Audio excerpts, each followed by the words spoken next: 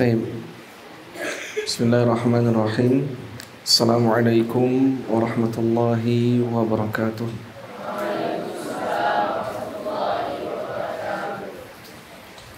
Innal hamdalillah nahmaduhu ta'ala wa nasta'inuhu wa nastaghfiruhu wa natubu ilayh. Wa na'udzu billahi min sururi anfusina wa min sayyiati a'malina.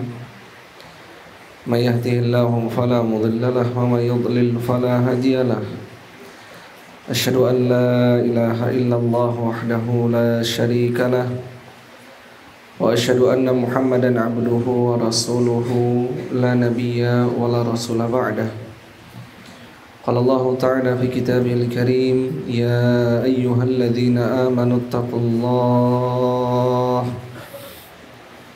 حق تقاته ولا تموتن إلا وأنتم مسلمون يا أيها الناس اتقوا ربكم الذي خلقكم من نفس واحدة وخلق منها زوجها وبث منهما رجالا كثيرا ونساء واتقوا الله الذي تساءلون به والأرحام إن الله كان عليكم رقيبا يا أيها الذين آمنوا اتقوا الله وقولوا قولا سديدا يصلح لكم أعمالكم ويغفر لكم ذنوبكم ومن يطع الله ورسوله فقد فاز فوزا عظيما أما بعد فإن أصدق الحديث كلام الله وخير الهدي هدي محمد صلى الله عليه وعلى آله وصحبه وسلم وشر الأمور محدثاتها فإن كل محدثات بدعة وكل بدعة ضلالة وكل ضلالة في النار. Anak-anakku sekalian ya, yang kami muliakan dan yang kami sayangi. Bang Imam ini live atau gimana Bang Imam? Nggak live, rekam. Baik. Metode penyampaian itu bertingkat-tingkatnya. Ana akan menyesuaikan metode penyampaian ana itu bisa antum terima di level ya remaja seperti antum, abang-abang. Kemudian yang kedua, sebelum ana masuk ke materi, kalau ana mengajar, ana punya standar. Yang ana ajarkan itu bukan ilmu dunia. Antum dengan pakaian apa saja bisa, dengan gaya apa saja bisa. Yang penting kalau ditanya bisa jawab. Itu namanya ilmu apa ikhwan? Atau abang-abang? Itu ilmu dunia. Tapi kalau ilmu agama, antum tidak bisa mengambilnya dengan cara seperti itu. Ilmu agama itu ada kemuliaan. Ilmu agama itu ada kehormatan. Kalau sebagian dari antum ke abang-abang kelas 3, ada kelas 2 mungkin masih ingat sedikit. Ya. Anak enggak suka lihat murid belajar ilmu agama tidak pakai peci, itu anak enggak suka. Pakai baju kaos nih kayak bang nih. Siapa nama antum? Mang Kois. Nah, itu anak kurang suka. Ya, kenapa seperti itu anak-anak sekalian, abang-abang? Karena malaikat Jibril itu mengajarkan kita mengambil ilmu agama itu dengan adab-adabnya. Makanya kalau antum dah hafal hadis kedua, hadis Jibril yang diriwayatkan oleh Umar bin Khattab, dikeluarkan oleh Imam Muslim dalam kitab sahih beliau, Jibril mendatangi Rasulullah dengan cara seperti apa ikhwan? Gimana abang-abang? Dengan cara yang baik. Ya, terkala datang kepada kami ya seorang laki-laki, bainama nahnu julusun 'inda Rasulillah sallallahu alaihi wasallam dzata yaumin iz tala'a alaina rajulun shadidu bayadi thiyab shadidu bayadi sya'r la yura alaihi atharu safar wa la ya'rifu min ahad. Apa kata Umar menggambarkan laki-laki yang datang kepada Rasulullah itu? Ya, beliau itu pakaiannya putih bersih. Yang bisa dibayangkan itu bukan pakaian ya orang yang mau pergi ke pasar, enggak. Itu pakaian putih bersih. Orang pergi ke pasar putih bersih atau tidak? Abang-abang? Enggak. Kalau antum perhatikan pakaian Abi mau pergi ke pasar, itu nggak mungkin pakaiannya jubah putih yang biasanya pakai hari Jumat. Nggak mungkin. Itu mungkin pakai pakaian yang kemarin dipakai untuk kerja, atau ada koyak-koyak sedikit. Kenapa? Karena di situ ya kita cuman melewati becek bekas air ikan. Ya, sedangkan malaikat Jibril mengajarkan kepada kita datang itu dengan pakaian yang putih bersih. Kemudian rambutnya hitam legam. Artinya apa, Bang? Kalau dia bilang hitam legam itu, ya itu sudah dipersiapkan mandi bersih. Ya karena kalau di sana itu nampak orang-orang yang nggak mandi itu kena terpaan debu. Ya kusut masai, acak-acakan. Ini enggak. Ini rambut laki-laki yang datang kepada Nabi ini, dan ini malaikat Jibril. Itu hitam legam. La yura alaihi atharu safar. Nggak nampak pada diri beliau itu tanda-tanda orang safar. Tapi kami nggak ada siapapun mengenalnya. Kok ini kayak orang di luar mana? Seakan-akan orang mukim. Tapi kami nggak ada yang kenal. Itu kata Umar bin Khattab radhiyallahu taala anhu. Apa yang mau Anda sampaikan di awal sekali ini? Ya, antum setiap kali ada kegiatan-kegiatan keagamaan, supaya ilmu antum itu kokoh dalam jiwa, antum ambil itu dengan caranya, jalannya. Kita nggak mau jadi orang setengah-setengah. Kalau antum setengah-setengah nanti semuanya gagal. Setengah agama gagal, setengah dunia nanti gagal juga. Akhirnya jadi apa? Abang-abang? Begal. Tahu begal? Begal, perompak. Banyak di umur antum sekarang nih. Ya, SMP, SMA, menjadi begal. Apa diantaranya sebab? Kenapa seperti itu? Karena setengah-setengah. Jiwanya itu tidak kokoh, gak punya komitmen, gak disiplin. Nah antum gak boleh begitu. Ya antum kalau mau sukses, mau jadi begal, bayangkan antum hidup jadi begal, setiap hari jadi begal, ketemu tawuran, puntung tangan, putus kaki. Ya kalau mati terus masih mending, tinggal tanam nih, bantu belajar nih cara nanam nanam manusia. Tapi kalau cacat, antum merepotkan orang tua antum, antum menyesali sepanjang umur hidup antum. Satu hari malam itu antum keluar ikut kawan-kawan, bawa celurit jadi begal. Ya, rupanya pulang tangannya udah hilang. Nah itu banyak tuh disampaikan. Bagaimana penyesalan dulu waktu remaja dia jadi begal, sekarang udah puntung tangannya. Ya mau kerja, apa yang bisa diterima dari orang yang udah puntung tangannya? Jadi kuli dia akan kurang. Suruh jadi ahli IT, orang masa remajanya saya sudah dia habiskan untuk hal yang seperti itu. Mafhum ada? Jadi yang mau disampaikan ini, abang-abang sekalian, jangan antum jadi setengah-setengah. Jangan antum kira keren tuh. Ya jadi antum sekarang kalau fokus terhadap ilmu agama, antum ambil dengan jalannya. Antum ambil dengan sepenuh hati. Jangan jadi ya anak-anak remaja laki-laki yang dia tuh cuman setengah-setengah. Antum nggak jadi apa-apa nanti kalau seperti itu. Kita meminta kepada Allah Subhanahu wa taala kesungguhan jiwa.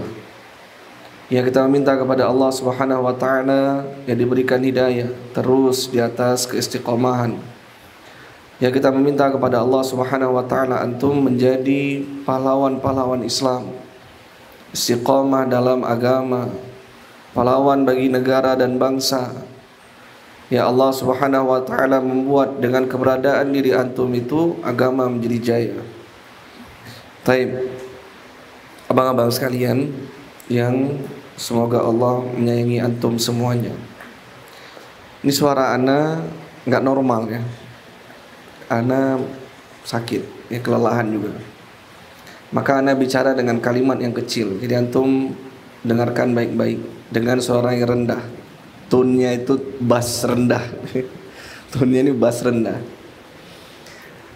Baik, kita akan belajar berkenaan tentang tahjiz mayit, ya, atau dalam buku-buku fikih itu disebut dengan ahkamul janaiz. Apa-apa saja yang dilakukan, ya, tatkala seseorang melihat takdir seluruh umat manusia. Apa takdir? Anda bisa ramal antum. Satu isi Anda bisa ramal. Pasti terjadi. Bahwa antum pasti mati. Ya, itu bukan ramalan, itu sebenarnya pengkhabaran. Allah sudah menyebutkan hal tersebut. Ya, satu hal yang pasti terjadi. Antum kaya, miskin itu belum pasti. Antum sukses atau tidak sukses belum pasti. Antum surga neraka itu apa lagi? Itu adalah haknya Allah Subhanahu wa taala. Tapi satu yang bisa kita pastikan. Apa bang? Mati. Apa faidah mempelajari ahkamul janaiz? Antum tulis. Yang pertama, abang-abang sekalian, supaya kita mengingat kematian. Agar antum mengingat kematian, ya, supaya kita mengingat kematian. Nggak nulis tuh? Siapa tuh? Bukunya mana? Hah? Kasih kertas, Ustaz. Kasih kertas, kasih pulpen. Tolong kasihkan kepada Ananda. Siapa namanya? Riza. Reza siapa anak? Reza apa lengkapnya? Hah? Fadlul Muharram. Fajrul ya. Fajrul Muharram. Reza. Baik. Pecinya mana Reza?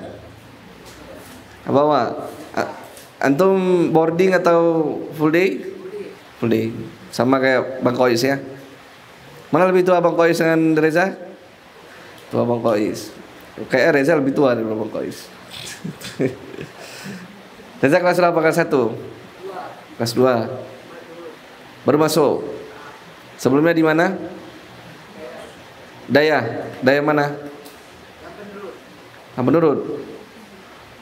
Mahad atau Daya? Daya. Semoga betah ya. Sekarang tulis nak. Tulis. Ikuti yang di sebelah antum. Apa faidah antum mempelajari ahkamul janaiz? Yang pertama, supaya kita mengingat kematian. Ya. Itu poinnya ya, itu antum tulis. Sekarang dengarkan penjelasannya. Kenapa penting mengingat kematian? Kenapa penting nak mengingat kematian? Karena antum butuh persiapan. Antum udah siap belum mati? Ya, nanti ini sekalian mungkin kalau ada siapkan lubangnya Ustaz. Yang nggak takut mati kita masukin dalam tuh. Yang takut mati kita masukkan ke dalam itu. Yang kita tutup pakai terpal. 2 jam kita biarkan. Ya, di dalam tanah itu bisa jadi ada cacing, bisa jadi ada kelabang, bisa jadi ada semut. Ya, biar antum merenung dalam itu. Anak-anak, ya, antum harus takut kematian dengan mempersiapkannya. Nabi SAW menyebutkan aktsiru dzikra hadzimil lazzat. Perbanyak oleh kalian mengingat kematian. Orang kalau ingat mati, anak-anak sekalian, abang-abang, kalau ada kesedihan, dia merasa dirinya lebih miskin dari saudaranya. Kok kawan saya lebih banyak jajannya, selalu lebih kaya dibandingkan saya. Tapi kalau dia ingat, nanti kami berdua sama-sama mati, itu menghiburnya. Dia nggak peduli dengan apa yang Allah ujikan terhadapnya. Yang penting dia ibadah. Penting mengingat mati. Jangan kira antum dengan tidak mengingat mati merasa berbahagia. Enggak, ikhwan. Hati yang tatkala sering bermaksiat, tatkala mengingat mati itu, dia akan kembali. Itu apa aku bermaksiat? Sedangkan sebentar lagi masa depanku adalah kematian. Antum juga abang-abang sekalian, jangan berpikir di umur-umur yang masih muda begini, Allah nggak akan panggil saya. Ya, Allah nggak mematikan saya. Allah akan memutus hubungan saya dengan orang tua saya. Gimana caranya tuh? Masuk antum dalam kubur, mati, wafat, meninggal, sendiri antum. Ayah ibu antum tidak akan ikut dengan antum. Nah, sebab itu Allah mengatakan dalam Al-Quran, wa kulluhum atihi yaumal qiyamati farda. Dan kalian itu akan datang kepada Allah dalam keadaan bersendirian, gak ada kawan, gak ada yang membela antum. Maka nanti di hari kiamat, ya, andai kata kedua orang tua kita itu adalah seorang yang disiksa, dia mau nebus antum, biar dia aja yang disiksa, saya masuk dalam surga. Nah, bayangkan orang tua yang paling menyayangi kita di dunia, tapi nanti di hari kiamat orang lebih takut dengan siksaan Allah. Nggak peduli dengan ikatan kasih sayang, nggak ada lagi ikatan kasih sayang. Paham nggak ini, nak? Orang tua saja mau, apalagi teman-teman yang kayak gini. Teman aja maksiat antum ikut, setia kawan. Supaya jangan dibilang sering ya, ini remaja-remaja bahasa-bahasanya Ustaz nukilkan aja lah ya. Kalau nggak misalnya ya, dia nggak ikut kebandelan itu, bencong dia bilang. Ya, antum nggak usah ikutin itu. Antum mati sendiri. Antum nggak bawa kawan antum yang jahat itu. Bahkan kalau dia disuruh nanti ya, antum azab karena sebab ikut dia berlepas diri. Aku hanya mengajaknya, dia yang buat sendiri. Tiap orang itu membawa dosanya masing-masing. Paham ini, nak? Antum masuk dalam kubur itu sendirian, nggak ada yang kawanin antum. Baik, ini yang pertama. Kenapa seorang dia mempelajari ahkamul janaiz? Apa faedah mempelajari ahkamul janaiz? Dia mengingat mati.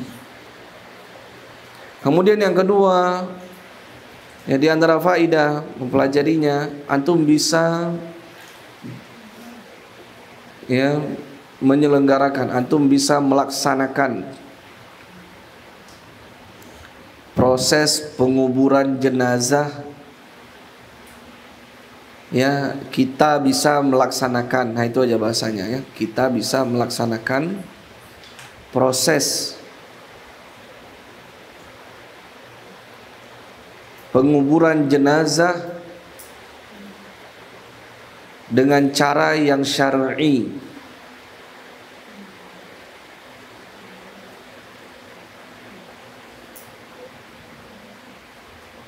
Dengan cara yang syar'i.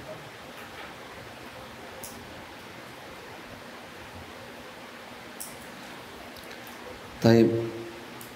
Semua orang tua, ini antum tanamkan baik-baik ya. Ustaz udah jadi orang tua juga.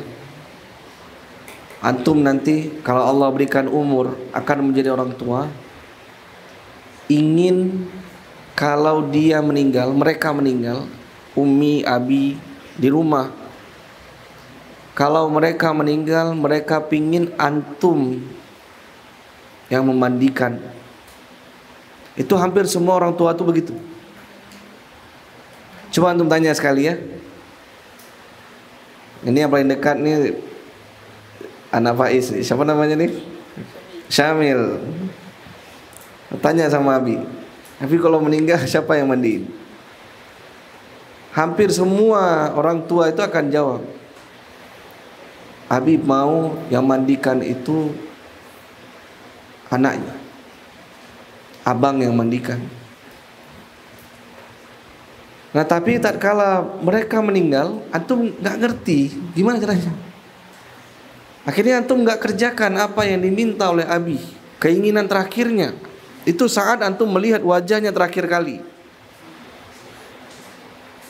Ya, itu adalah kesedihan. Mungkin hari ini antum nggak terlalu terpikirkan dengan itu, tapi terkala antum besar nanti sedikit lagi, masuk umur SMA, masuk umur kuliah, baru terasa. Ya, aduhai, menyesalnya diriku. Dulu terkala abi wafat tidak kuselenggarakan, ya, tidak kumandikan dengan baik. Prosesi jenazah itu tidak kulakukan dengan benar. Tapi baru terasa nanti. Oleh sebab itu kita udah masuk ke sekolah-sekolah sunnah seperti ini. Sebisa mungkin antum itu sudah mengerti bagaimana cara memandikan, menguburkan, menyolatkan dengan benar. Tapi kemudian ada kalimat di situ syar'i. Apa maknanya? Syar'i itu dengan ilmu. Ya, bukan seorang itu cuman ya menurut saya seperti ini, menurut Tengku itu seperti itu, enggak, tapi dengan ilmu. Didasarkan padanya itu dengan kepastian dalil dari Al-Qur'an maupun Sunnah. Karena amalan itu tidak diterima, abang-abang sekalian, apa syarat diterimanya amalan? Siapa yang tahu? Nabil. Ketua OSIS tahu. Siapa ketua OSIS sekarang? Masih Nabil? Belum bergantian? Semester 2 nih. Udah kena. Apa syarat diterimanya amalan? Di Nabi? Ikhlas. Apa satu lagi? Islam atau tauhid. Ya. Yang pertama, tapi keumumannya para ulama memberikan itu dengan dua hal. Syarat diterimanya amalan apa, nak? Amalan itu harus ikhlas. Itu yang pertama. Kemudian yang kedua harus mengikuti Rasulullah sallallahu alaihi wasallam. Syarat diterimanya amalan itu 3I. Kalau antum mau lebih ingat, 3I. Islam, ittiba', ikhlas. Islam, ittiba'. Ittiba' apa? Mengikuti Rasulullah sallallahu alaihi wasallam. Kemudian yang ketiga adalah ikhlas. Ada pegang buku? Antum pegang buku pakai jaket? Ada pegang buku? Ada. Nanti anda cek ya. Antum catat nggak apa yang anda bilang? Taib. Maka kita masuk ke dalam ahkamul janaiz. Bismillahirrahmanirrahim. Qala al-muallif rahimahullahu ta'ala. Kitabul janaiz. Pembahasan tentang al-janaiz, jenazah. Wa fihi khamsatu dawabit. Padanya ada 5 ketentuan. Al-awwalu al-adabu allati yanbaghi fi'luha indal muhtadir. Yang pertama, adab-adab yang seharusnya dilakukan manakala datangnya sakaratul maut. Antum tulis 5 ketentuan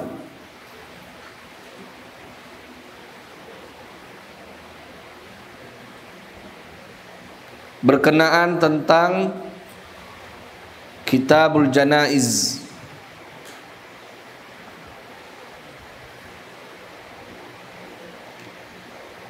Yang pertama, ini kayak subbabnya ya. Kita baru baca subbabnya. Yang pertama, adab. Yang pertama, adab yang harus dilakukan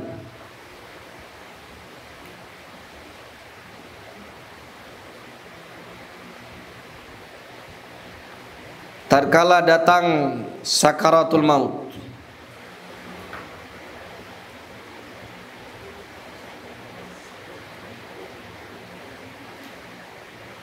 Kalau udah ketinggalan antum lihat ke sebelah.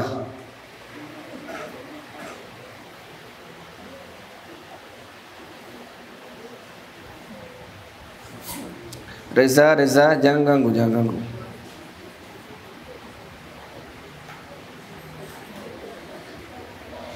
Kemudian yang kedua, ghuslul mayyit. memandikan mayit.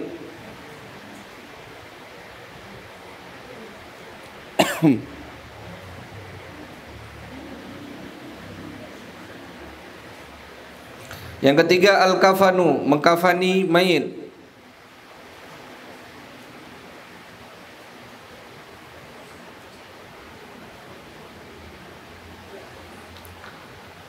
Yang keempat arkanu salatil janazah, rukun salat jenazah.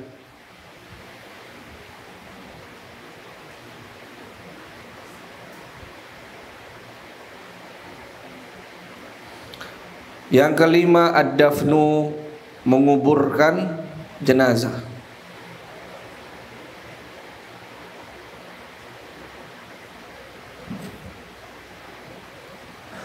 Taib, ini 5 sebab yang akan dibahas dalam ahkamul janaiz. Kita ambil sebab yang pertama. Ad-dhabitul awal al-adabul lati yanbaghi fi'luha indal muhtadir.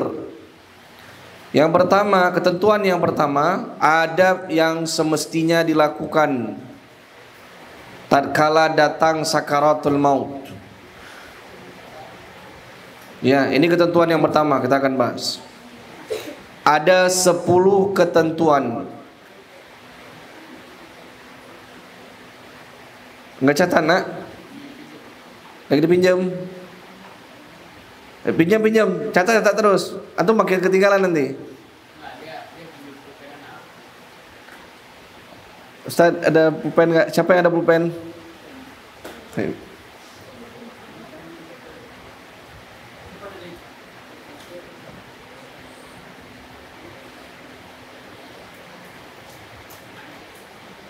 Baik, ada 10 ketentuan adab ya manakala datang pada seseorang itu sakaratul maut. Yang pertama, tazkiruhu bil wasiyah. Adab yang pertama, mengingatkannya untuk membuat wasiat. Ya, ini indal muhtadir ini bisa sakaratul mautnya atau sesaat sebelum datangnya kematian ya. Ini 10 adab tatkala belum datangnya kematian. Bukan mesti cuman sakaratul maut. Karena orang udah sakarat itu sulit buat wasiat. Ya, ini sebelumnya dia telah diingatkan untuk membuat wasiat. Kenapa demikian? Karena Nabi SAW dari hadis yang diriwayatkan muttafaqun alaih rawahul Bukhari wa Muslim dari sahabat Abdullah bin Umar anna Rasulullah sallallahu alaihi wasallam qala ma haqqum ri'im muslimin lahu syai'un yusi fihi baiti yusi bi fihi yabitu lailataini illa wa wasiyatuhu maktubatun indah. Tidak hak seorang muslim ya dia yabitu lailatani, dia tidur 2 malam pada satu tempat kecuali dia membuat wasiat. Dia membuat wasiat. Baik.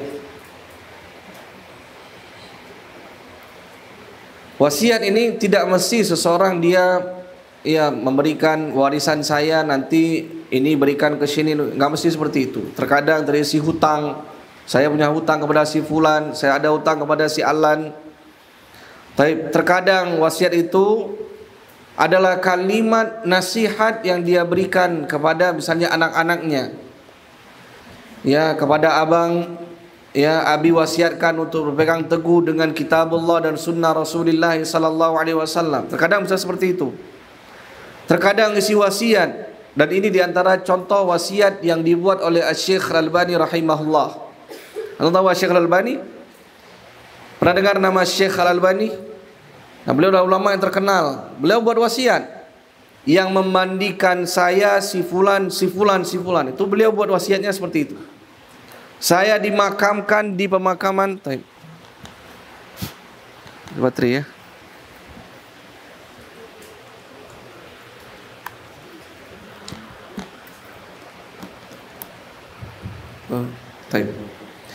Saya dimakamkan di pemakaman ini. Itu wasiat ya yang ana ingat dari wasiat Syekh Al-Albani rahimahullah. Kemudian kayaknya habis nih. Kemudian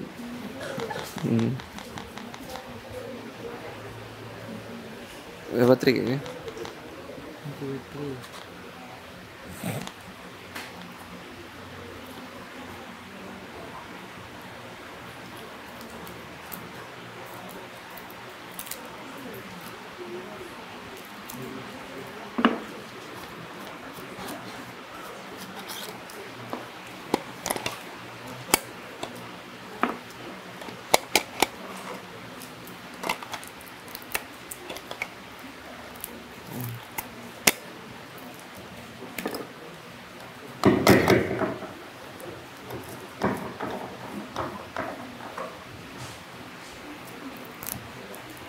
Jazakallahu khairan.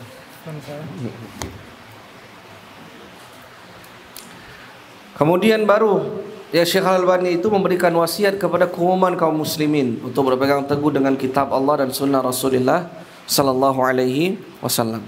Ya antum boleh ya, apalagi antum sebagian sudah ihtilam, antum kan sudah balik sebagiannya. Ya sudah dianggap sebagai laki-laki dewasa. Tapi itu membuat wasiat. Ya, saya mewasiatkan kepada ayah, kepada ya abi, kepada ummi. Taib. Kemudian kalau seandainya di antara wasiat-wasiat para ulama itu dimakamkan segera. Ya tidak dibawa-bawa kemana ke sana dan kemari. Di mana beliau wafat di situ dimakamkan. Taib, itu hal-hal di antara ya wasiat yang diberikan. Mereka para nabi juga berwasiat. Ya tatkala datang idh hadara Ya'qub al-maut, tatkala Ya'qub datang kepadanya al-maut, maka apa yang dilakukan oleh Nabi Ya'qub alaihi salam? Ya mereka bertanya kepada anak-anaknya, madza ta'buduna min ba'di, apa yang kalian ibadahi setelah wafatnya diriku? Ini anak-anak, antum bayangkan ya, wasiat yang paling penting itulah wasiat. Ya, dia menasihati anak-anaknya beribadah itu kepada siapa? Bukan wasiat harta atau khawatir orang tua anak-anaknya nanti ya akan menjadi fakir miskin, yatim, enggak. Pertanyaan yang mereka ajukan sesuatu yang paling mengkhawatirkan mereka. Antum dalam keadaan sakarat, antum enggak tanya ya nanti siang makan apa? Ayah nanti siang makan apa? Ini darah ada keluar dari perutnya. Ya, apakah mungkin seperti itu dia bertanya? Enggak. Ya, dia akan bertanya sesuatu yang sangat penting, intisari kehidupannya. Maka apa yang ditanya oleh Yakub kepada anak-anaknya, "Madza ta'buduna min ba'di?" Ini hal penting sekali. Apa yang kalian akan ibadahi setelah kematianku? Qalu na'budu ilahaka wa ilaha abaika. Kami akan beribadah kepada sembahanmu wahai ayah. Ya, dan sembahan nenek moyang kita semuanya. Tapi yakni Allah Subhanahu wa taala. Baik. Ini yang pertama. Kemudian yang kedua, tazkiruhu bi rahmatillahi wa fadlihi. Orang tatkala dia sudah dekat dengan ajalnya, dia sedang sakarat, diingatkan tentang kasih sayang Allah Subhanahu wa taala dan keutamaan Allah tabaraka wa taala. Ya, diingatkan tentang tulis. Diingatkan tentang kasih sayang Allah dan keutamaannya.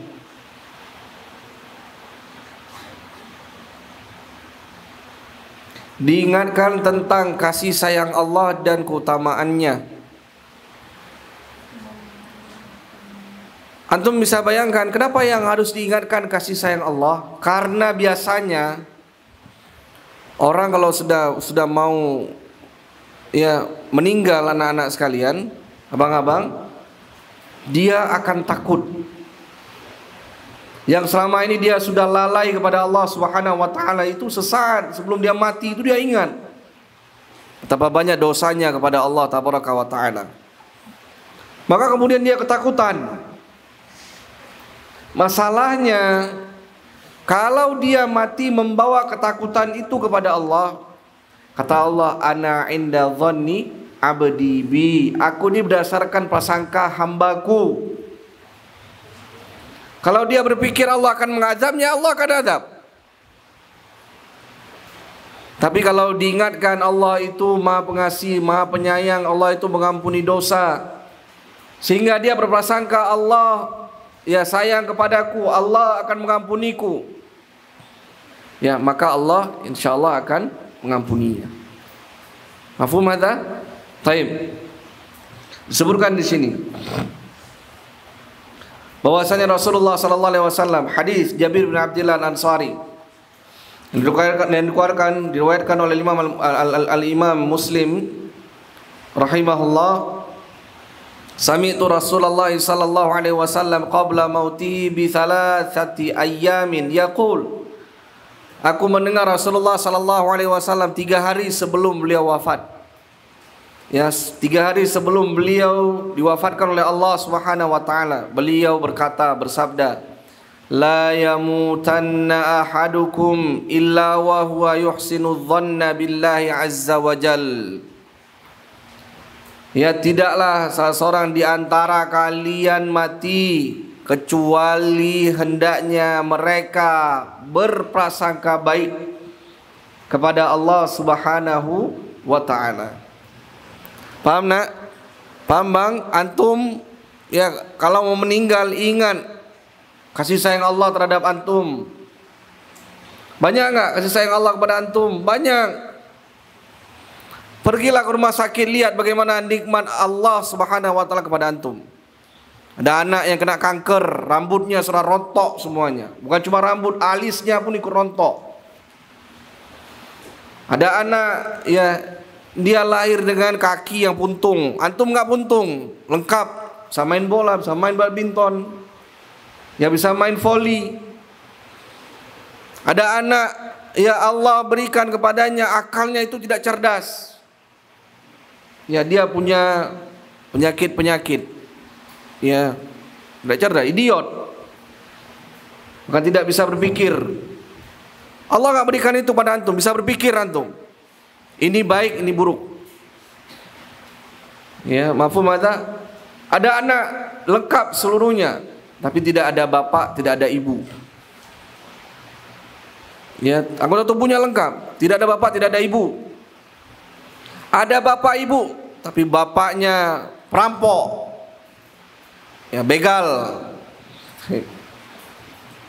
ya ibunya tidak tahu di mana. Nah, Allah nggak berikan itu untuk antum.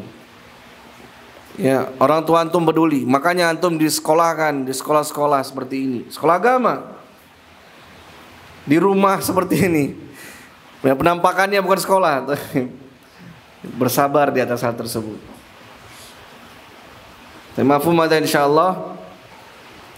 Ya maka dia harus ingat ya kepada Allah Subhanahu wa taala ya tentang kasih sayang Allah. Kemudian dalam hadis yang lain ya dari sahabat Ubadah bin Samitin radhiyallahu taala anhu, anin Nabi sallallahu alaihi wasallam qaal, dari Nabi sallallahu alaihi wasallam, ini hadis riwayat Bukhari dan Muslim muttafaqun alaih.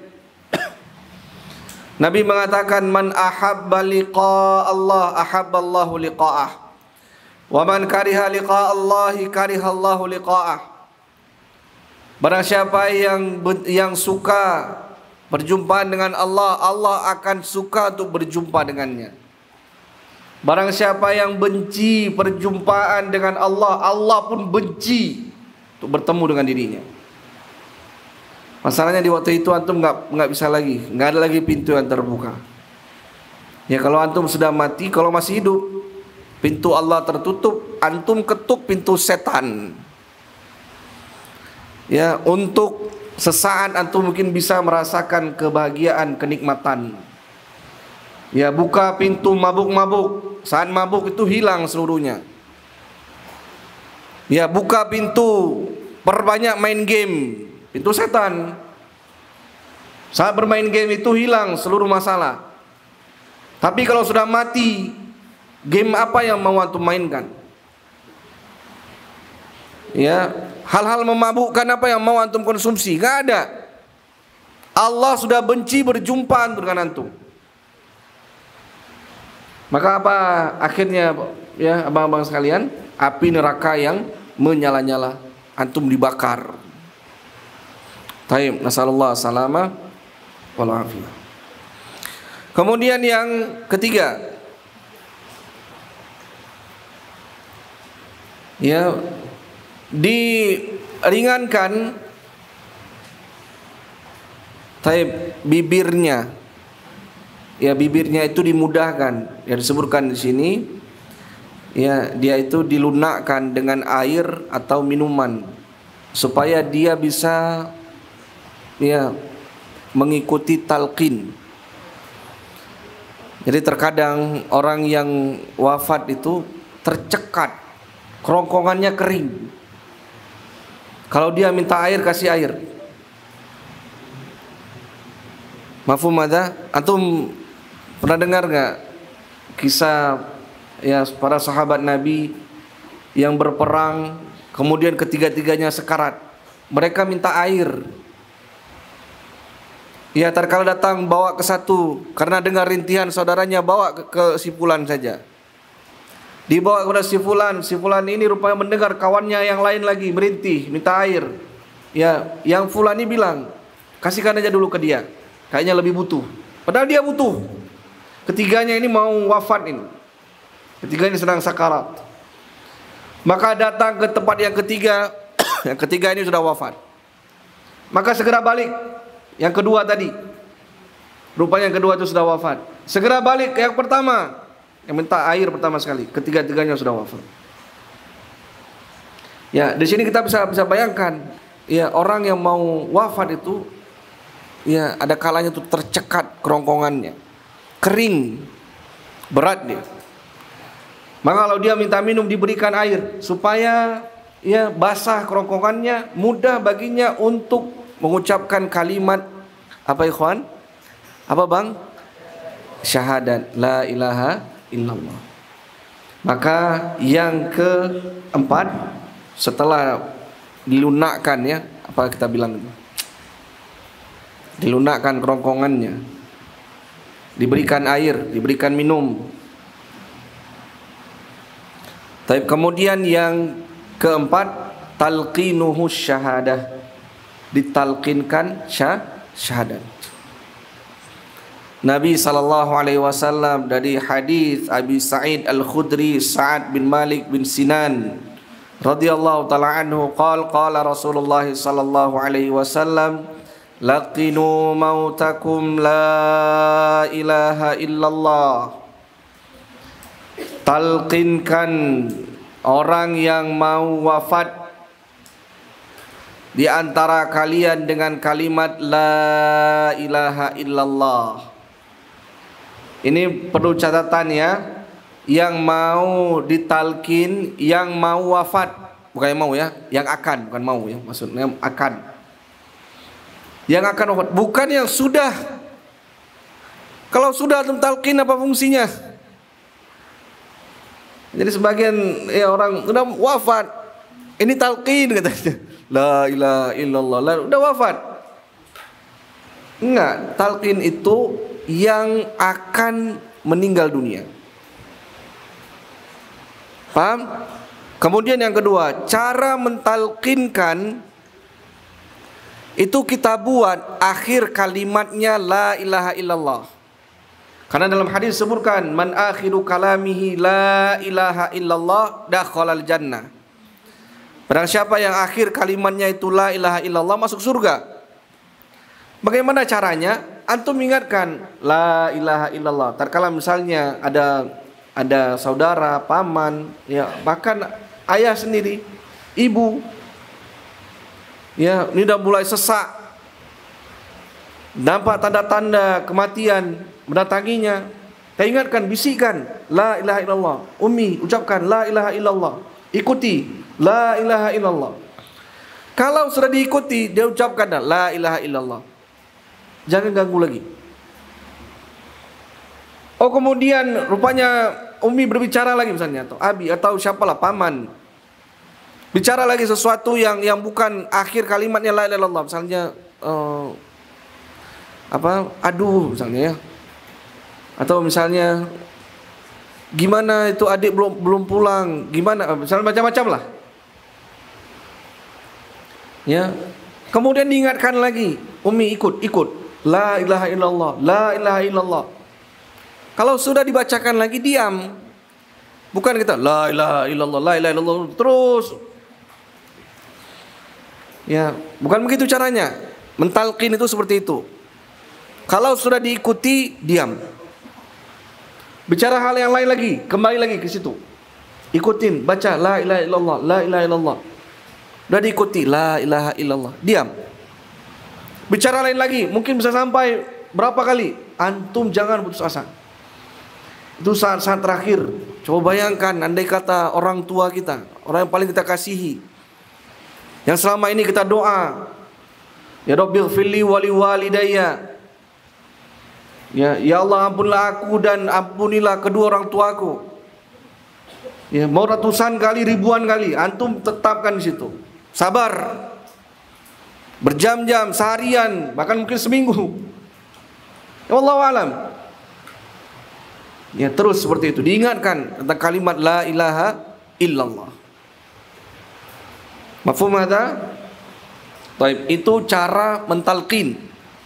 Ya jangan salah nanti. Ya sebagai orang nggak tahu ilmu ini, nak. Ya bang, banyak orang nggak tahu ilmu ini. Seru, talqin. Maksudnya apa? La ilaha illallah 1000 kali. La ilaha illallah, la ilaha illallah. Itu Anda mentalqin diri Anda. Itu bacaan untuk Anda. Talqin itu kita ajarkan. Kita buat mayit itu ikuti ucapan kita. Paham nggak? Seperti itu. Kemudian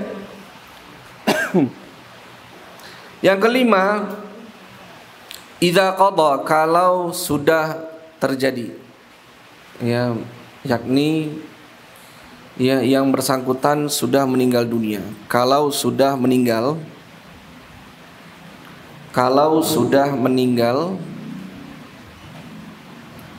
aghmadu ainaihi wa da'au lahu,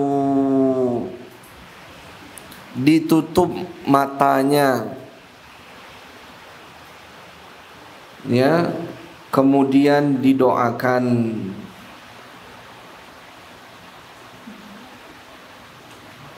Nabi SAW tatkala wafat Abu Salamah,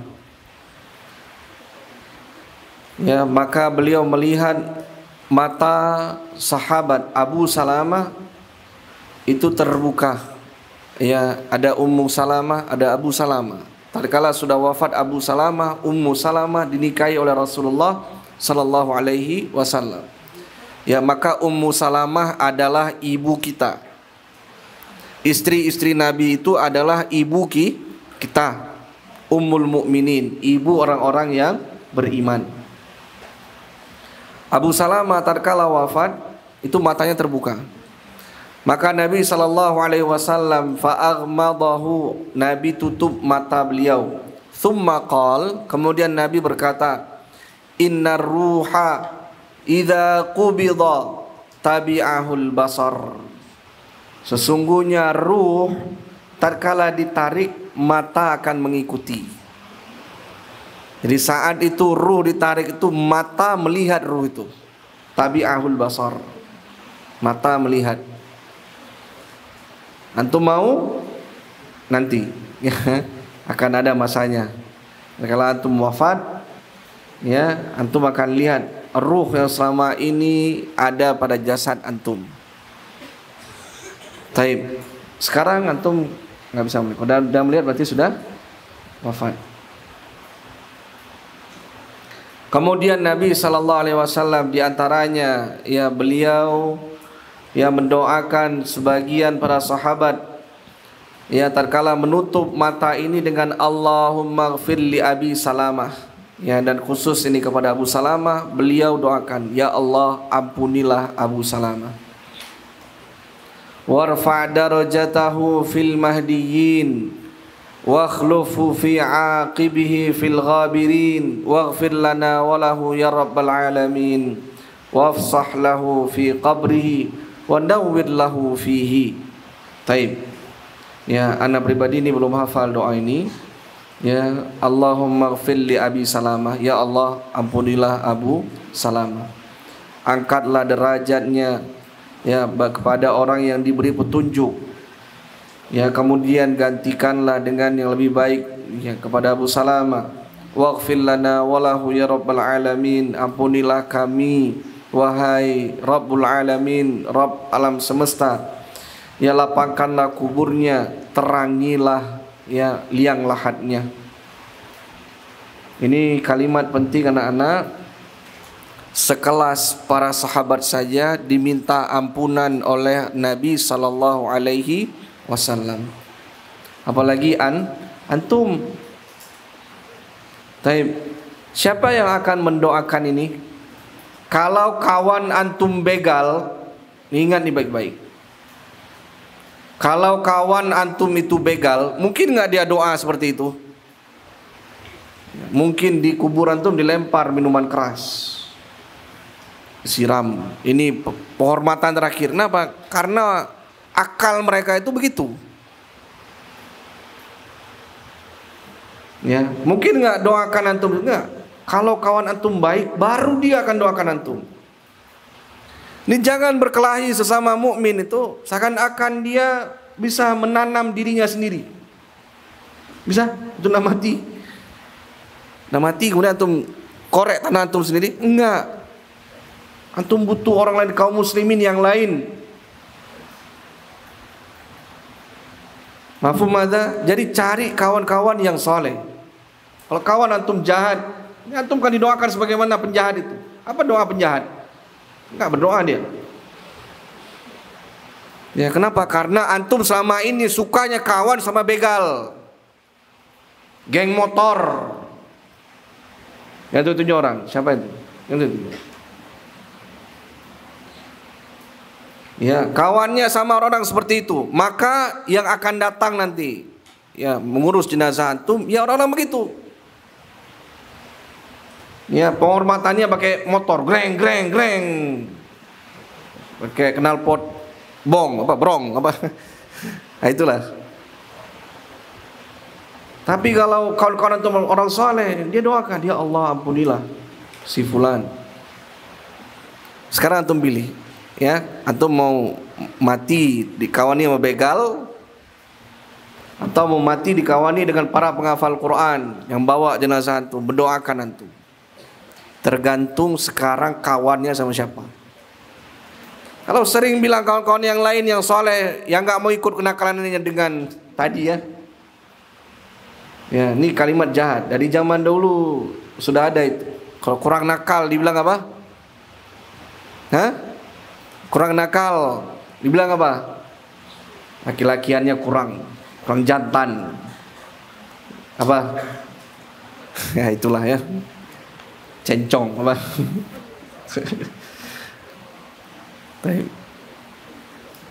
Ya, maka siap-siap antum ya dibawa jenazahnya dengan kepulan asap rokok. Ya, siap-siap saja. Kalau kawan antum seperti itu.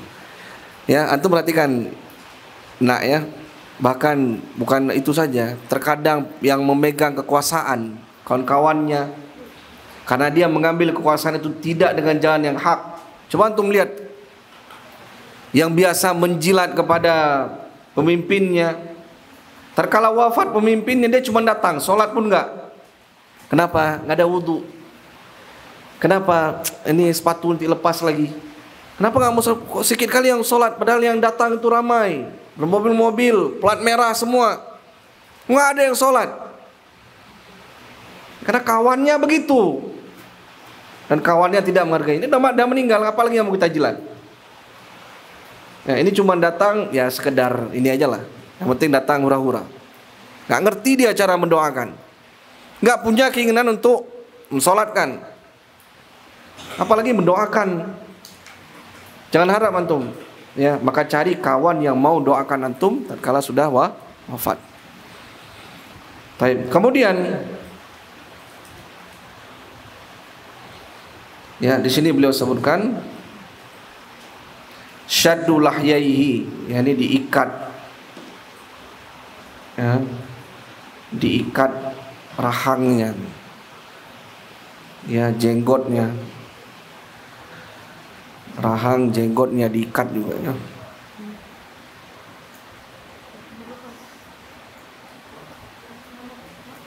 Kemudian berikutnya yang ketujuh, atau masih dalam poin yang keenam, wa talyinu mafasilihi. Apa itu talyinu mafasilihi? Dilembutkan sendi-sendinya. Jadi tatkala udah meninggal nak, ya bang, orang udah meninggal, darahnya kan nggak mengalir lagi, maka akan kaku sendinya. Kalau qadarullah meninggalnya mungkin agak kaku begini misalnya, ya, antum memandiin kayak gini kan sulit.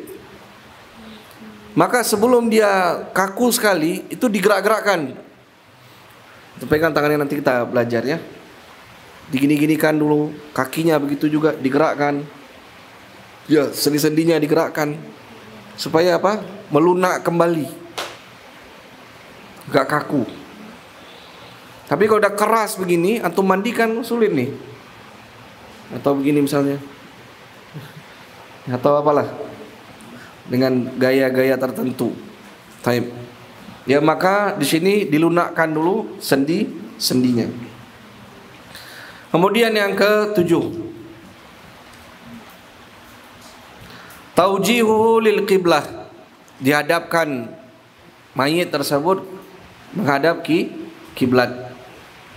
Ini belum dimandikan, dia sudah selesai, dihadapkan ke kiblat. Ya, yang ketujuh menghadap kiblat.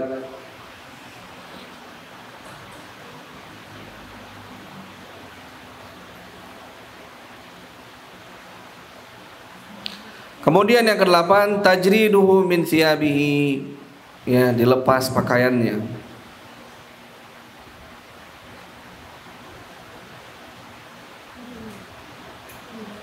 Ya, kenapa dilepas pakaiannya? Karena itu untuk memudahkan mandi. Dan itu lebih suci. Ya, lebih suci. Lebih mudah untuk menyucikannya.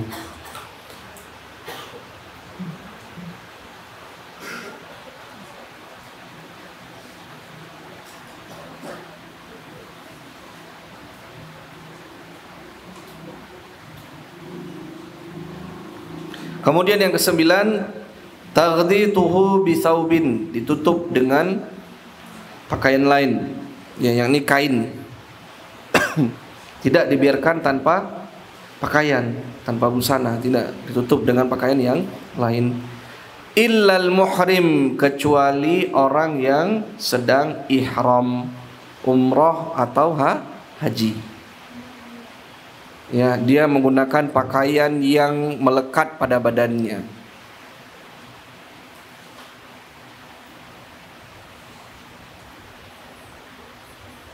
Dan orang-orang yang ihram itu la yughatta wajhuhu wa ra'suhu, tidak ditutup wajahnya, tidak pula kepalanya. Ya, kalau yang lain ditutup kepalanya, wajahnya ditutup. Tapi kalau orang yang muhrim, orang yang sedang ihram itu tidak ditutup kepala dan wajahnya. Karena Nabi SAW bersabda, wala tukhammiru ra'sahu fa innallaha yab'atsuhu yaumal qiyamah mulabbiyan. Ya, tidak ditutup kepalanya, karena sesungguhnya Allah akan membangkitkannya di hari kiamat dalam keadaan bertalbiyah, labbaik Allahumma labbaik. Siapa itu? Mereka yang wafat tatkala sedang berihram, menggunakan pakaian-pakaian ihram. Kemudian yang terakhir, yang ke-10, ta'jilu bitajhizihi wa dafnihi idza tayaqqanu mautahu.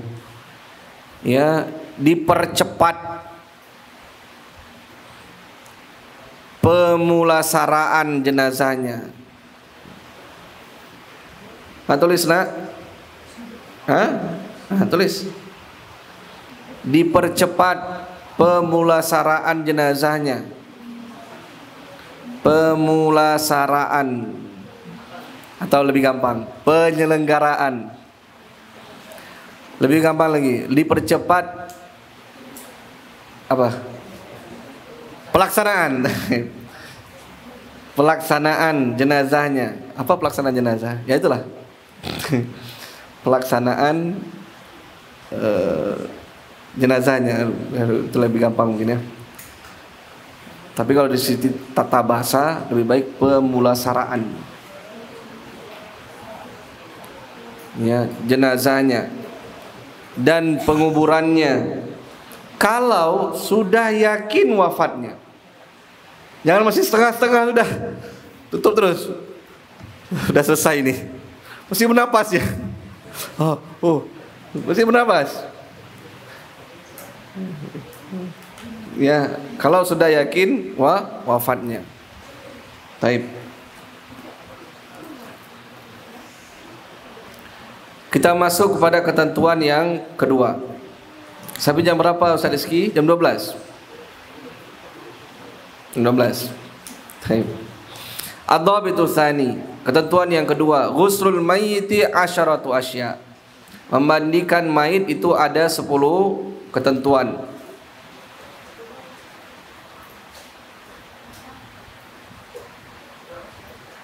Yang pertama, wad'ul mayyiti ala khashabatil ghusli. Meletakkan mayit di atas ya tempat pemandiannya. Meletakkan mayit, tulis nak. Meletakkan mayit di atas tempat pemandiannya. Kalau antum lihat di masjid-masjid kadang yang terbentuk dari aluminium, dia kayak kasur begitu, bukan kasur ya, tempat tidur besi, di tengahnya itu ada lubang. Di sini ya, di tengahnya itu ada lubang. Kalau di rumah sakit memang dibuat langsung dari keramik, tempat untuk mandi ya jenazah. Tapi yang pertama diletakkan di situ. Kemudian yang kedua, satruhu minas surrati ila rukbati wal mar'ati kulliha illa maudi'az zinah. Ditutup dia dengan pakaian atau kain ya, ditutup dia dengan kain.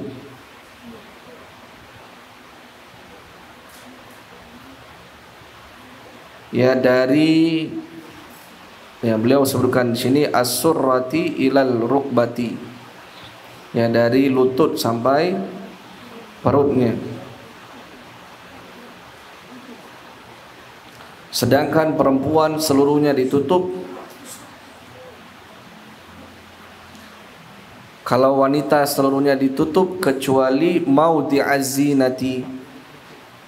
Ya, kalau maudhi'az zina itu disebutkan yang biasa tampak. Ya, seperti kalau kita katakan pakaian adik perempuan di rumah itu biasa tampak, boleh dilihat oleh mahramnya.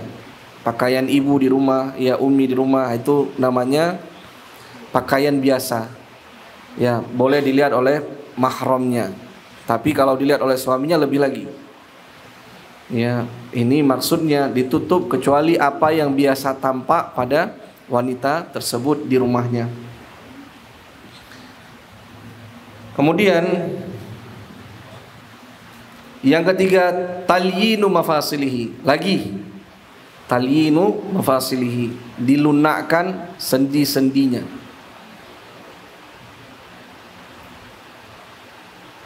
Ya, apa kita bilang dilunakkan? Bukan lunakkan ya, dilunakkan. Sendi-sendinya digerakkan supaya sendinya ya lentur, enggak kaku lagi.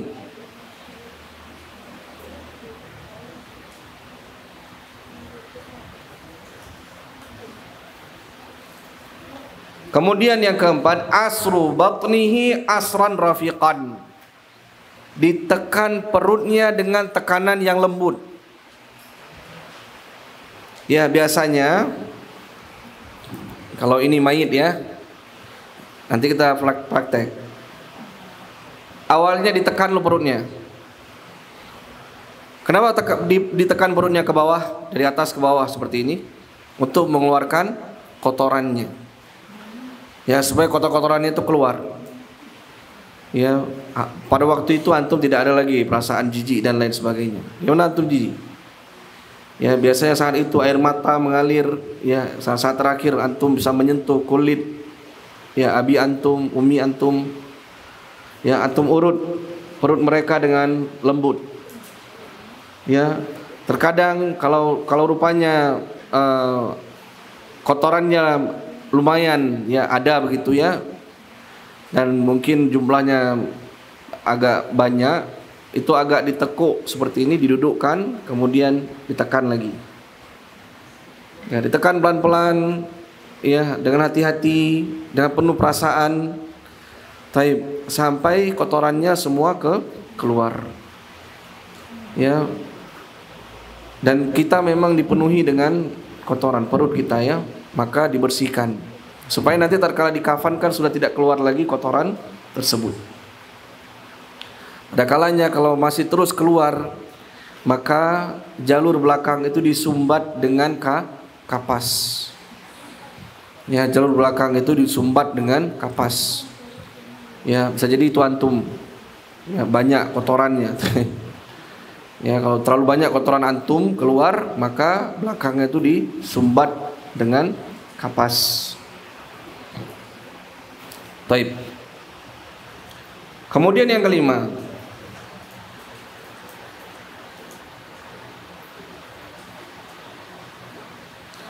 lafu khirqatin ala yadil mughassilil yusra. Ya, dia menutup menggunakan sarung tangan. Orang yang memandikan itu menggunakan sarung tangan. Dia tidak menyentuh kulit langsung.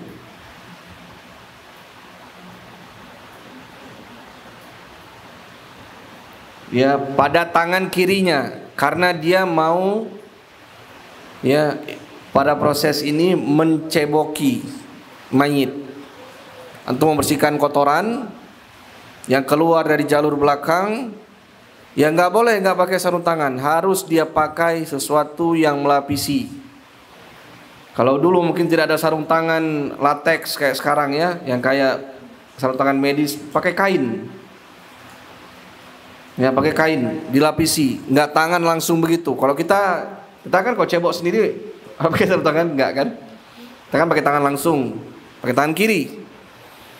Ya, tapi kalau kita menceboki mayit, ya yang laki itu mencebok, kita memandikan ya, yang berhak itu laki itu memandikan ayahnya.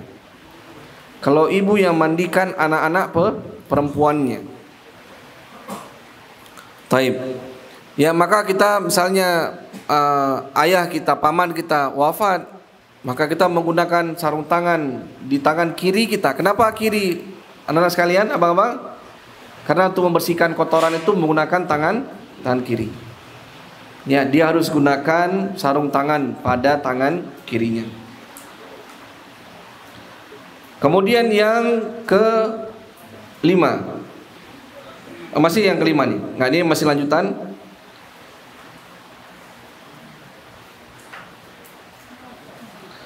Wa tanjiyatul mayyit, setelah dia pakai sarung tangan, kemudian dia ya tanjiyatul, menceboki. Afwan ya, bahasanya seperti itu. Ya, istinja dari kalimat istinja, tanjiyatul mayyit. Dia bersihkan kotoran ya dari mayit tersebut. Yang keenam, taudhi'uhu, dia wudukan.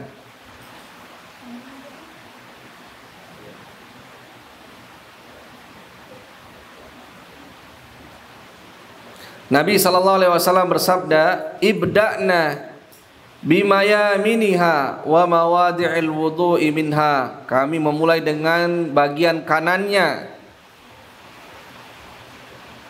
Ya, dan kami memulainya dengan ya mewudukkannya terlebih dahulu.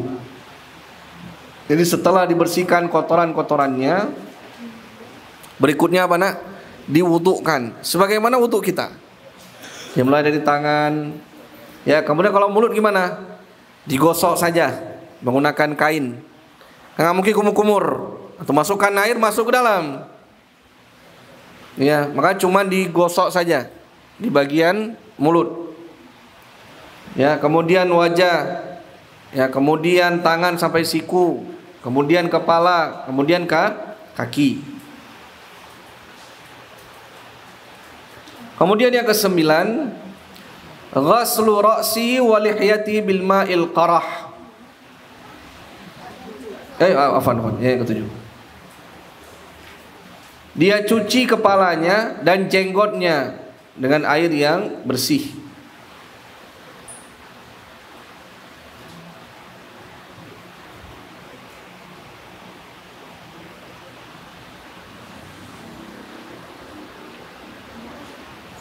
Ya, dicuci dulu kepalanya, kemudian di sela-sela jenggotnya. Siapa yang di sela-sela jenggotnya? Laki, ya. Yang perempuan ada jenggot. Yang di sela-sela adalah laki. Ya, yang sudah ya baligh, yang sudah ada jenggot. Kemudian yang kedelapan, ghuslul janibil aimani tsummal aisar bil ma'il qarah. Dia cuci bagian kanannya terlebih dahulu, kemudian dengan bagian kiri dengan air. Ya, bagaimana bagian kanan, bagaimana bagian kiri nanti kita akan jelaskan.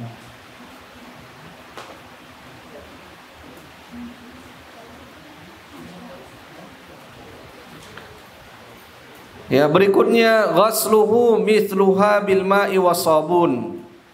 Ya, dia cuci lagi, dia mandikan lagi.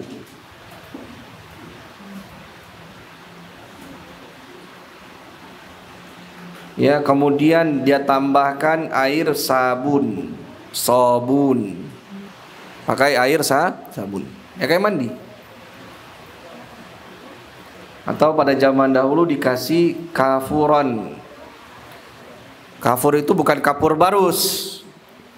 Kafur itu ada bagian wangi dari sebuah pohon. Udah jarang sekarang. Kita lebih sering pakai apa? Sabun. Jangan kapur barus. Beli kapur barus banyak-banyak. Mandi pakai kapur barus. Antum aja gak ada mandi pakai kapur barus.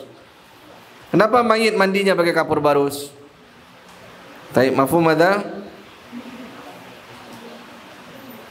Ya, ketentuannya ya mandi itu irsilnaha salasan au khamsan au aktsara min dzalika in raaitunna dzalika bima'in wasidir. Mandikan mayit itu 3 kali atau 5 kali. Intinya apa? Ganjil. Ya, cuci bagian kanan, ya kemudian dibalik bagian kiri. Ya, kemudian dibalik lagi bagian kanan. Kemudian balik lagi bagian kiri, seperti itu.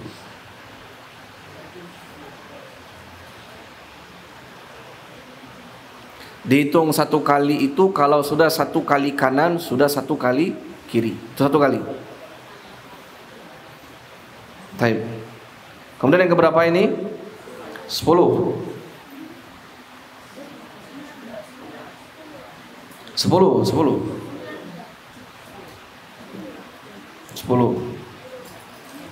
Yang ke-10 ghasluhu mithluha bil ma'i wat tibi. Dia cuci lagi. Ya kemudian ya dengan air, kemudian diberikan parfum. Ya diberikan wewangian.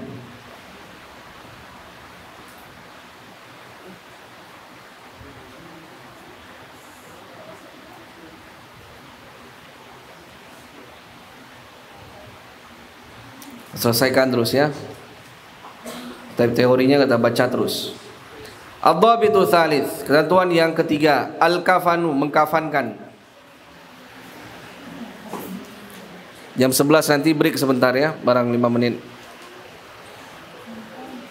Ketentuan yang ketiga, al-kafanu thalathu lafaif yasturuhu jami'ahu illa ra'sal muhrim wa wajhul muhrimah. Dia menggunakan 3 lapis kain.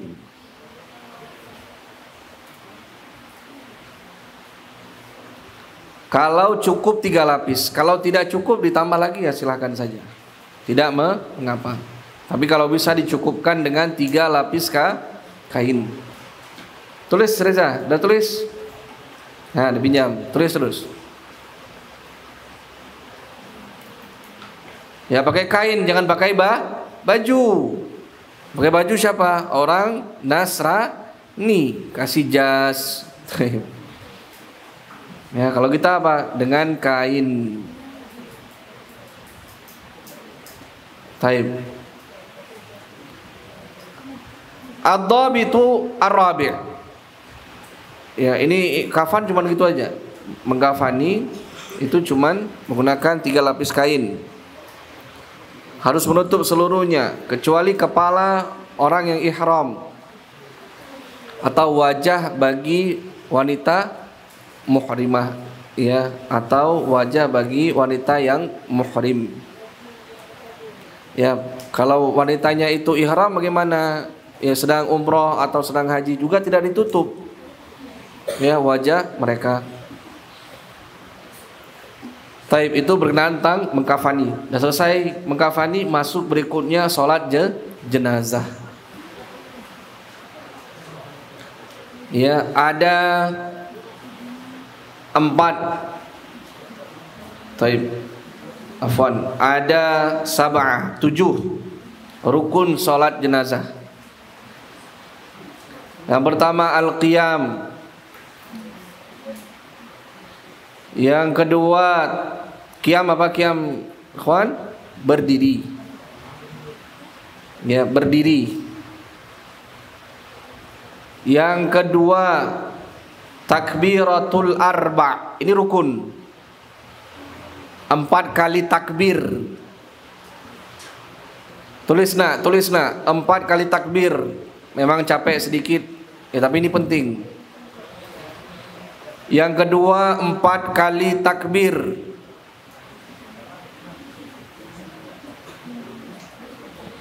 Jangan bicara ya, yang gerak tangan.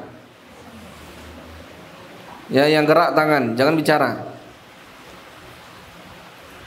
Yang ketiga, qiraatul Fatihah. Membaca Al-Fatihah pada takbir yang keberapa baca Al-Fatihah? Bukan yang keempat, yang pertama. Ya, takbir yang pertama baca Al-Fatihah dulu. Pernah sholat jenazah kan? Memang jarang. Ya, kita di sini jarang. Tapi kalau kita sedang umroh, hampir setiap hari itu ada orang meninggal. Dibawanya langsung ke Masjidil Haram. Ya, kemudian yang keempat, as-salatu ala Nabi sallallahu alaihi wasallam. Salawat kepada Nabi sallallahu alaihi wasallam. Takbir yang kedua. Salawat kepada Nabi. Salawat kepada Nabi.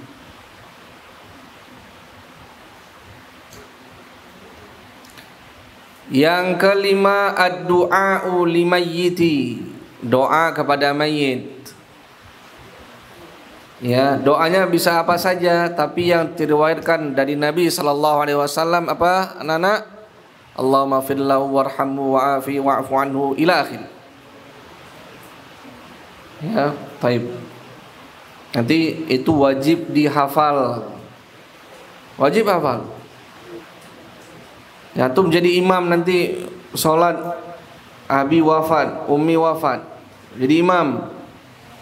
Baca apa? Baca apa? Saat itu lu tanya. Sekolah di mana? Imam Nawawi. Oh, tahu cara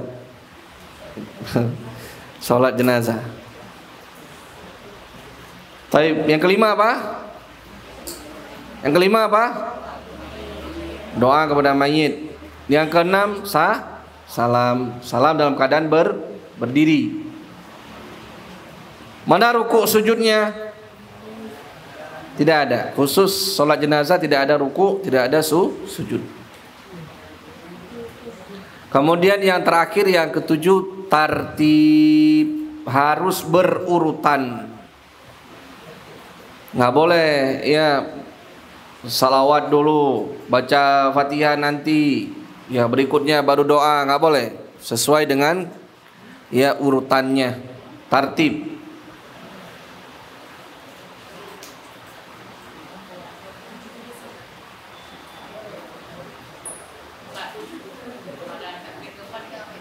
Gimana? Takbir keempat, sebagian para ulama itu menyebutkan menambah doa. Maka kita tahu doa berikutnya, Allahumma la tahrimna ajrahu wa la taftinna ba'dahu waghfir lana walahu. Ya, ada juga pendapat, dan ini banyaknya pendapat yang diambil oleh sebagian ya pengikut Al-Imam Ahmad bin Hambal, Hanabilah.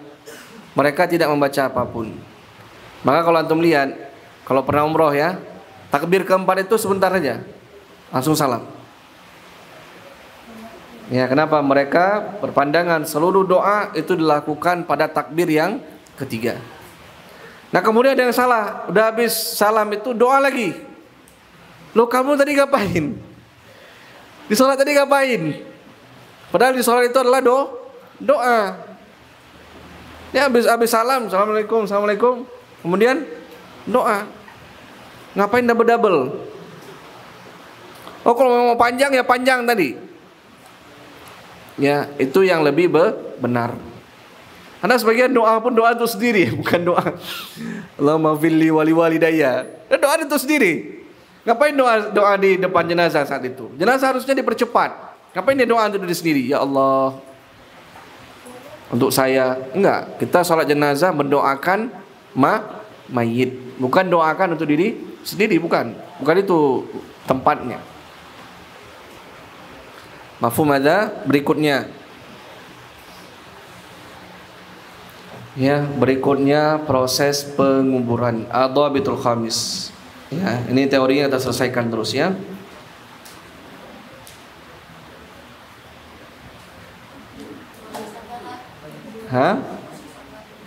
Berikutnya adhabitul khamis, ketentuan yang kelima, penguburan.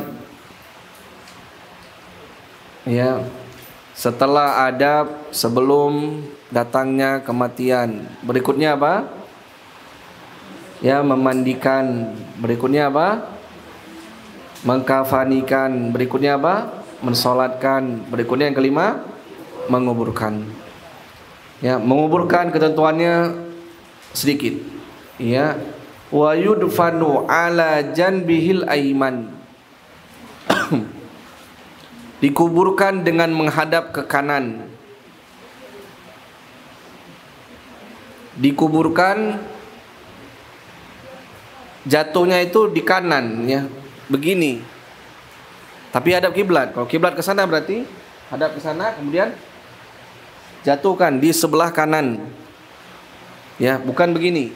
Nah, ini di kiri nih. Paham ya? Dia dijatuhkan di sisi kanan. Kemudian mustaqbilal qiblah, hadap kiblat. Diletakkan di sisi kanan, hadap kiblat mana nih? Sana ya, afwan ya, kiblat sana. Ya, maka sehadap begini, kemudian jatuh ke sisi kanan. Paham? Dimiringkan. Ngerti ya? Bukan sisi sebelah kiri, kemudian hadap kiblat, kiblat sebelah sana. Bukan begitu. Mafhum ada? Ya, maka penyusunan lahatnya, ya misalnya kiblat sebelah sana, itu bukan begini. Gali liang lahatnya. Ada dua cara menggali lubang. Yang pertama syakin, yang kedua lahdin. Ada syak, ada lahad. Lahad pakai papan tulis enaknya ya.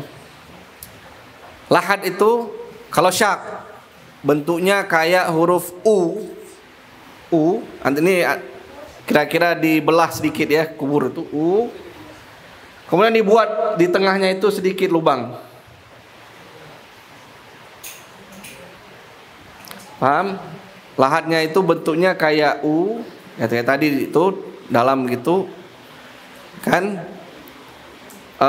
Kemudian di tengahnya dibuat sedikit dalam lagi, seukuran jasad itu miring.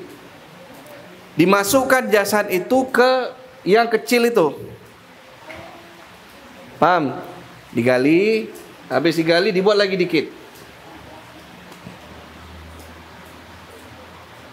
Dimasukkan jasad itu ke dalam sedikit itu, dipaskan. Itu namanya apa? Syak. Nanti sekali lagi saya ulang ya. Yang kedua, lahat. Lahat itu kayak huruf L. Begini, begini, kemudian dibuat lubang lagi ke dalam.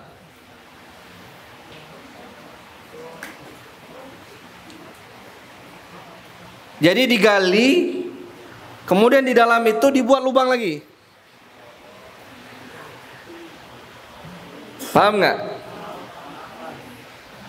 Antum gali lubang dalam kan? Kemudian antum masuk ke dalam, buat lagi lubang. Dia kan udah dibuat awalnya lubang begini kan? Ini lubang kan? Lubang kan? Antum masuk ke dalam. Antum gali lagi sedikit di sini. Jadi bentuknya begini, begini, begini, begini, begini.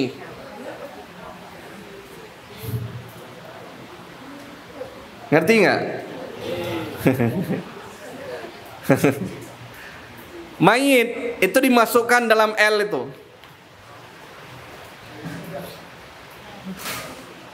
Ayo.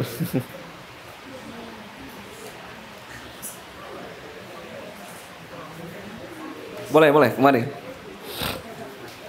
Bismillah.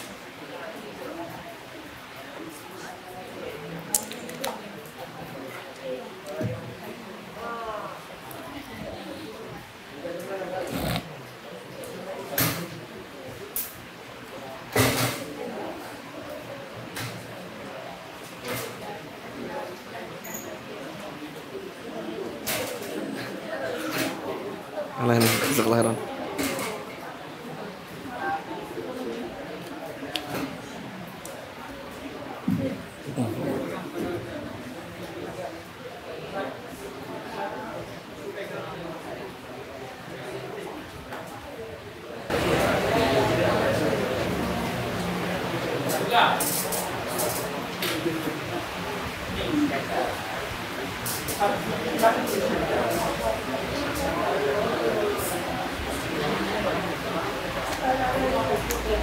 Tadi ada apa? Syak. Syak itu antum gali lubang. Nah, kemudian antum gali lagi sedikit.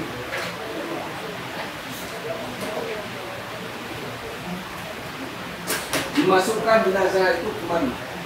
Ini kepalanya, kakinya ke sana. Tadi, ini penampang. Ini ibaratnya kita belah dia. Tabur yang kompas gitu ya. 3 dimensi.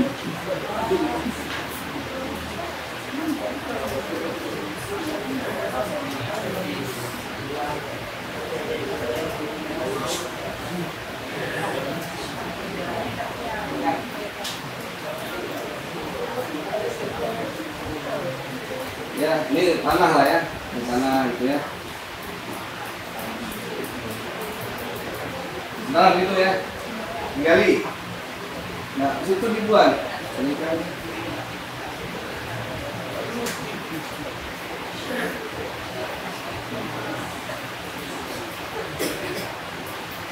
Ya kan di dalam nih. Digali lagi di sini ini ya. Digali di sini. Nah ini nampak galiannya.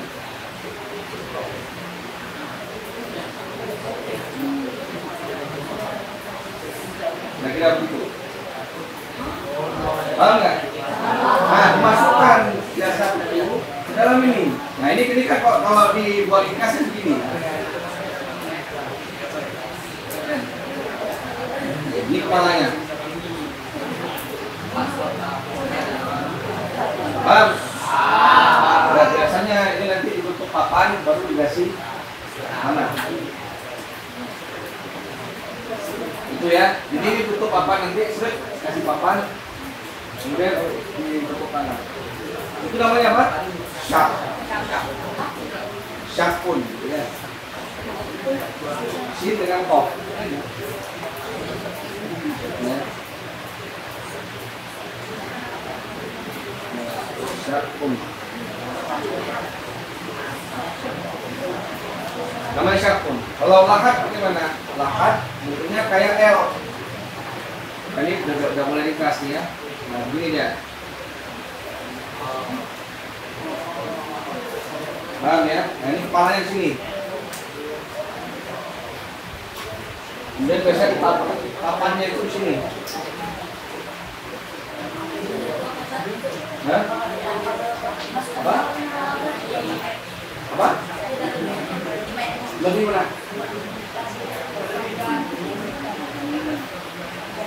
Nah, ini kan dimasukkan kepalanya sini kan? Badannya kan belakang sana kan? Nah, ini kelihatannya kosong. Tapi nggak kosong. Jadi dia di mana? Sampai ini. Paham? Apa yang di ya? Jamil. Muzamil. Ya yang Muzamil.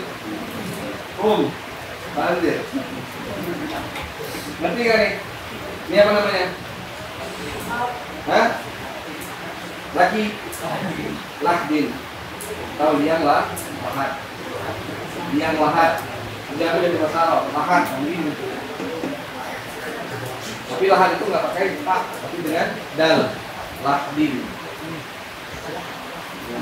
Lahdin. Atau lahdun. Masuk.